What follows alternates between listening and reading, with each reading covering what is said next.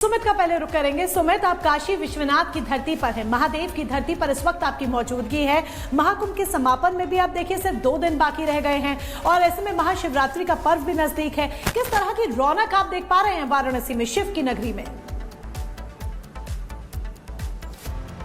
बिल्कुल, सबसे पहले तस्वीरें मैं आपको यहाँ पर मोनिका दिखाता हूँ। बनारस के अंदर एक तरफ व्यवस्थाएं आप देखेंगे पूरी तरह चाक चौबंद है और इसकी वजह जरा संजीव तस्वीरें ऊपर से दिखाइए। आपकी नजर जहां तक जाएगी, काशी विश्वनाथ मंदिर के पास हम हैं इस वक्त और जहां इस वक्त आपको पूरी कतार लगती दिख रही है और तकरीबन 2 किलोमीटर लंबी ये लाइन है और जहां पर अलग अलग जगह से जो लोग हैं वो इस वक्त यहां पर आए हुए हैं। कहां से आए हैं आप? अहमदाबाद, गुजरात।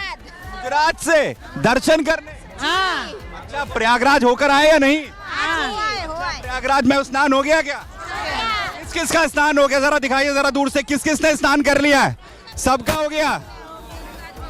हो गया, स्नान हो गया। आगे आगे कहाँ जाना है? आपका क्या नाम है? गोमती। अच्छा, स्नान हो गया? स्नान तो हो गया, अब घर को जा रहे हैं। दर्शन हुए? अभी प्रयागराज से आए, अभी यहाँ से दर्शन किए हमने, अब हम वहाँ जा रहे हैं। कर्नाटका से? कर्नाटका से कौन आया? बेंगलोर से आए हैं। प्रयागराज में स्नान हो गया? प्रयागराज में स्नान हो गया, संगम तट पे, और अयोध्या के रामलला जी का दर्शन हो गए। अभी विश्वनाथ जी का दर्शन करने आए हैं। अयोध्या, यानी कि अयोध्या हो, प्रयागराज हो या फिर अब काशी हो। कहाँ से आए आप? बेंगलोर से आए, कर्नाटक से। आप देखिए कि कर्नाटक से जो लोग हैं वो यहाँ पर आए हुए हैं। जरा कुछ और लोगों से बात करते हैं। कहाँ से आए हैं? चित्तौड़गढ़ से आए। चित्तौड़गढ़ से आए हैं। स्नान हो गया? स्नान हो गया। प्रयागराज गए थे इससे पहले? से गए थे, उसके बाद यहाँ आए? हाँ, उसके बाद यहाँ पर आए हैं और ये सिलसिला आप देखेंगे।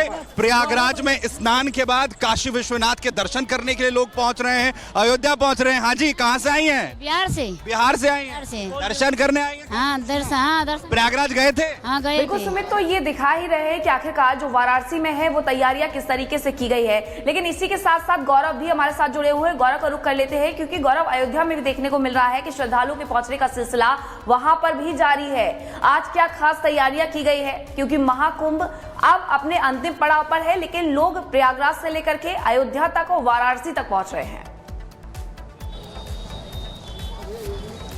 देखिए, बिल्कुल आपको बता दें, महाकुंभ भले ही अपने अंतिम पड़ाव पर हो, लेकिन अयोध्या में जो दर्शनार्थी हैं उनका जो तांता है वो थमने का नाम नहीं ले रहा। इस वक्त हम मौजूद हैं अयोध्या में। तस्वीरें आपको दिखाएं, बैरिकेडिंग लगा करके जो रास्ता है मंदिर का उसको यहाँ पर रोका गया ताकि कोई भी व्हीकल अंदर ना जा पाए, चूंकि तमाम जो गाड़ियाँ हैं वो अंदर जाने की वजह से जाम की स्थिति हो रही है। लेकिन जो लोगों को आने का सिलसिला है वो कहीं ना कहीं रुकने का नाम नहीं ले रहा। कुछ लोग यहाँ पर मौजूद हैं, उनसे बात करने की कोशिश करेंगे। सर, कहाँ से आए आप लोग दर्शन के लिए? हम लोग इंदौर से आए, मध्य प्रदेश से। पहले कहाँ कुंभ गए थे? पहले कुंभ गए थे प्रयागराज, के बाद यहाँ पर आए। कुंभ के बाद यहाँ। आप कहाँ से आए? इंदौर, मध्य प्रदेश। देखिए, ये लोग इंदौर से आए यहाँ पर दर्शन के लिए और आपको बता दें महाकुंभ के बाद ही ये तमाम लोग हैं वो यहाँ पर आ रहे हैं। और आपको अपनी बाईं तरफ कर तस्वीरें दिखाएं, अपने विजय से बोलेंगे दीपक से कि दिखाएं तस्वीरें साफ तौर पर कैसे जो जाम की स्थिति है वो दिख रही है। राजस्थान के ब्यावर की करते हैं, जहां बीते दिनों हमने देखा कि किस तरीके से हिंदू लड़कियों के खिलाफ एक घिनौनी साजिश रची जा रही थी। इस पर ताबड़तोड़ तरीके से एक्शन लिया गया और आरोपियों की गिरफ्तारी भी हो गई है।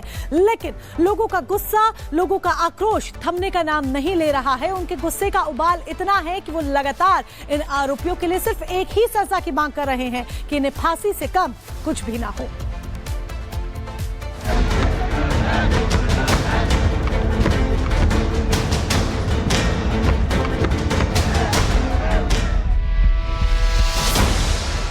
अजमेर में जिहादियों की घिनौनी साजिश को बेनकाब करने के लिए पुलिस अब पूरी कोशिश कर रही है, लेकिन अब तक जो भी राज सामने आए वो बेहद चौंकाने वाले हैं। नाबालिग हिंदू बच्चियों को बहला फुसलाकर उनका यौन शोषण करना एक समुदाय विशेष का धंधा बन गया था। लेकिन जनता के बीच इस पूरी वारदात को लेकर गुस्सा इतना ज्यादा है कि वो शांत होने का नाम नहीं ले रहा। आज एक बार फिर हिंदू संगठनों ने पूरे बाजार को बंद करने का ऐलान किया। साथ ही आज एक आक्रोश रैली भी निकाली जाएगी। हिंदू संगठनों का कहना है कि वो उसकी जांच से पूरी तरह संतुष्ट नहीं हैं और दोषियों को सिर्फ फांसी की मांग कर रहे हैं। अवैध निर्माण पर कार्रवाई होगी वो पीला पंजा चलेगा, तब तक इंतजार है। आरोपी के घर पर तुरंत बुलडोजर चलना चाहिए। और उनको फांसी की सजा होनी चाहिए। अब खबर यह भी है कि इलाके की जामा मस्जिद और कब्रिस्तान को नोटिस दिया गया।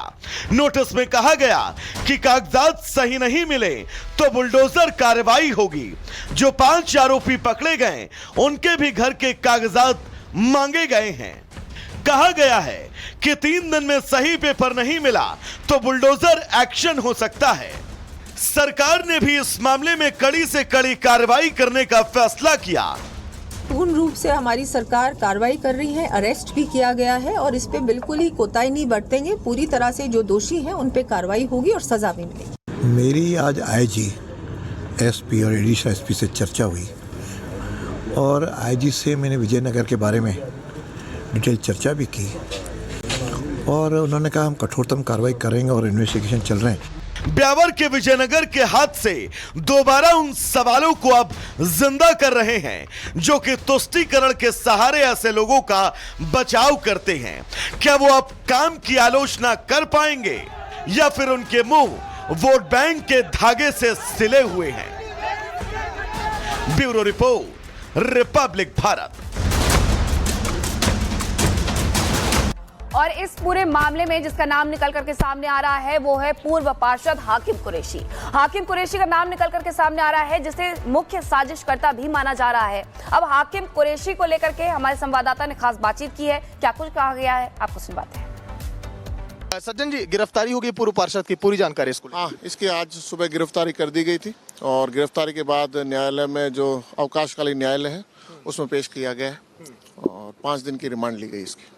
तो देखिए, पूर्व पार्षद की 5 दिन की रिमांड मिली है। अभी तक शुरुआती पूछताछ में क्या सामने आया, क्या खुलासा हुआ है?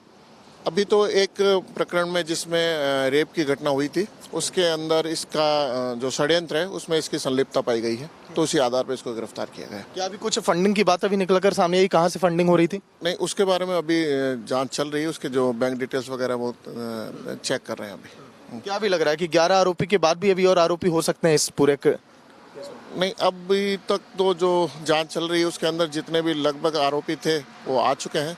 1-2 कोई और आरोपी है, अगर बनते हैं तो उनको भी लाया जाएगा। इस पूरे मामले में हमने सुना है कि जो भी पूर्व पार्षद या फिर जो आरोपी पकड़े गए हैं उसकी जो अवैध संपत्तियां हैं उसकी भी जांच की जा रही है। बिल्कुल, इस घटनाक्रम के अंदर और जिसने भी जो भी आरोपी हैं उनके द्वारा इस घटनाक्रम से संबंधित या अन्य किसी तरीके से कोई अवैध संपत्ति ग्रहण की गई है तो संबंधित विभाग को उस पर कार्रवाई करने के लिए निवेदन किया जाएगा। अच्छा, जांच में ये भी पाया जा रहा है कि पूर्व पार्षद जो है ना कोई फोन इस्तेमाल करता था, ना कोई सोशल मीडिया अकाउंट थे, ऐसी ही बात है? नहीं, मोबाइल फोन एक हमने इसका जब्त किया जिसको उसका विश्लेषण किया जा रहा है। नहीं, सुनने में ये भी आया कि जब ये पार्षद था तो उसके पहले 8-8 नंबर 1-1 महीने में बदल देता था। लोग बता रहे हैं ये जालसाजी के कामों में रहा है शुरू से, ऐसा है? उसके बारे में अनुसंधान किया जा रहा है। अभी और अनुसंधान बाकी है, अब इसलिए पीसी रिमांड लिया है तो इसमें ये अनुसंधान किया जाएगा। कोई और फैक्ट नया आएगा तो उसके बारे में जानकारी दी जाएगी। और इसी मामले पर एक बड़ी अपडेट आपको ये बता दें कि हाकिम कुरैशी को गिरफ्तार कर लिया गया है।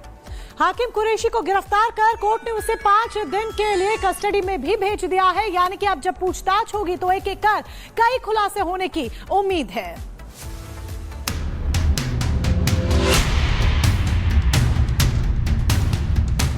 गौर से देखिए ये चेहरा, ये वही शख्स है जिसने अजमेर की पाक जमीन को नापाक कर दिया। जो अजमेर एकता, शांति और भाईचारे का संदेश देता है, वहां कुछ हवस के दरिंदों ने इस जमीन